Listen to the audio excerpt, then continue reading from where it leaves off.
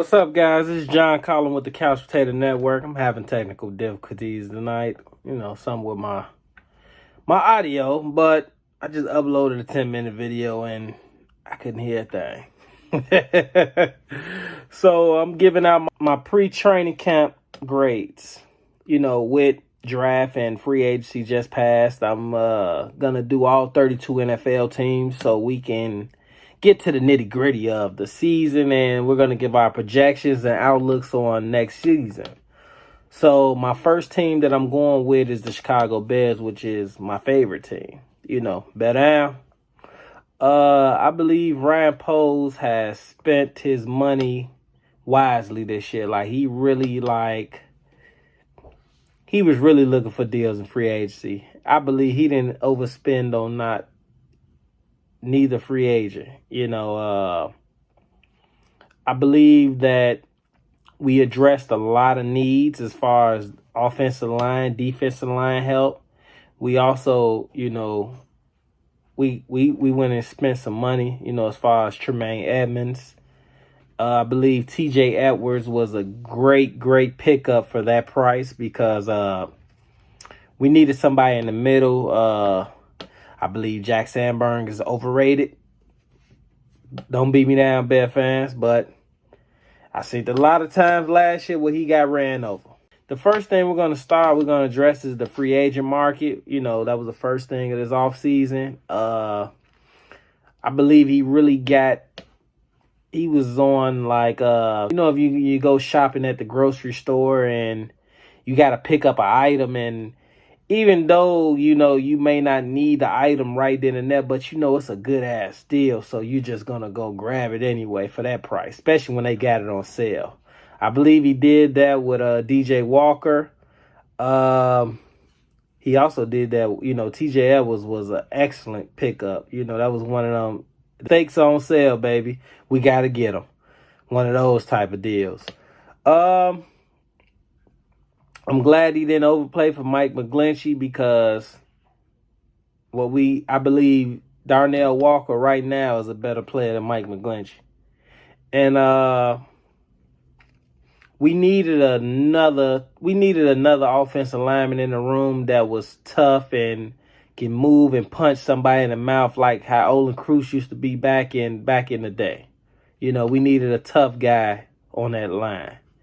Ryan Pace, when he was here, he bent on talent because he wanted a bunch of choir boys in here. And you see where that got us. We was a dog with no teeth.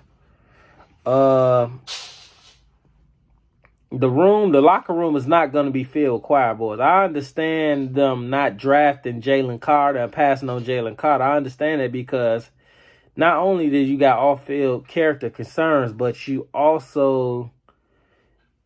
don't have the motor he didn't have the motor that I believe that we needed as Bears and what we're trying to do as far as, the hits principle that we're trying to run, which we're working all the time. No matter what, you better not get caught out there loafing or just not running. I believe, we got a great steal with that. I believe we also upgraded the defensive backs position. We drafted 3 defensive backs, but we also picked up one from Jackson State, Lil Nut from he was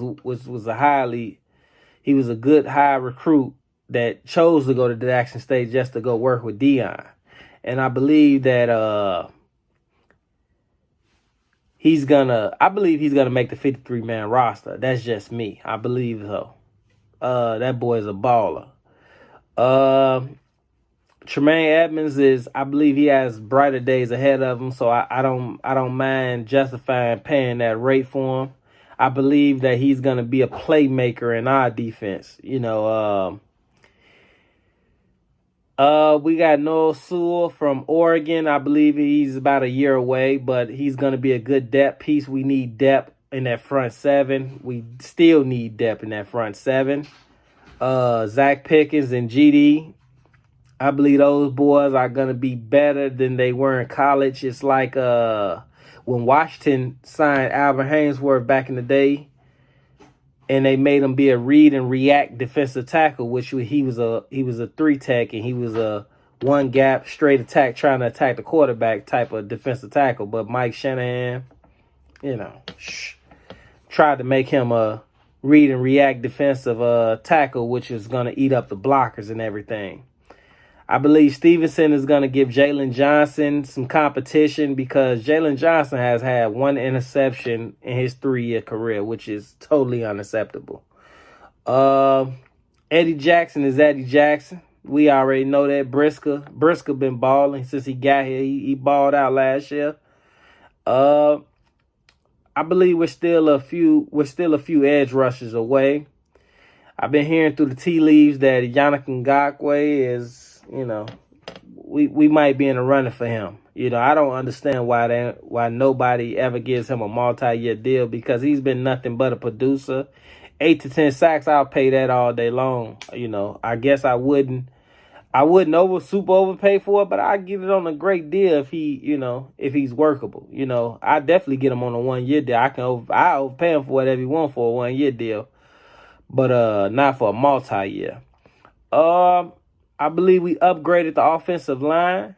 We got draft flexibility, so we're gonna be good. That Lovey, wherever you at in the world, anywhere in Chicago, man, you come back home, man, we got you, man, because you did us one solid, and they f***ed you over in Tampa. They definitely f***ed you in Houston. So that was a good way to get them the double bird on your way out of there. The boy Johnson is going to give the running back room some competition because I don't believe Khalil Herbert can stand up for a 17-game season.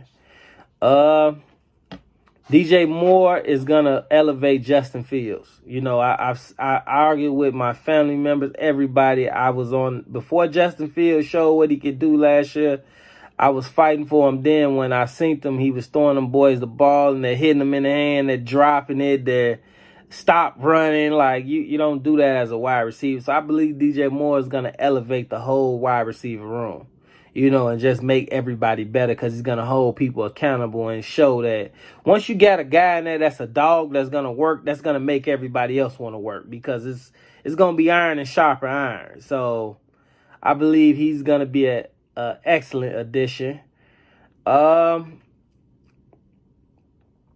Really, man, we're going to attack from inside out. So, we still, we're still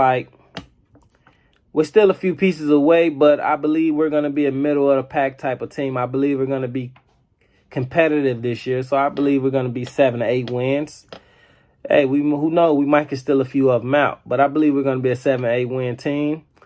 And I'm going to give Ryan Poles, I'm going to give him a solid B plus. I'm gonna give him a B though. I'm gonna give him a B because, I believe we could have addressed the edge position, but we got good value for Johnson and the guy Tyler from Cincinnati, the wide receiver from Cincinnati. So he's gonna bring competition to the room too. So I believe we need that. We definitely need that, and they had a 2nd round grade on that guy. So I believe in space he's going to work. That's going to make Velus Jones work.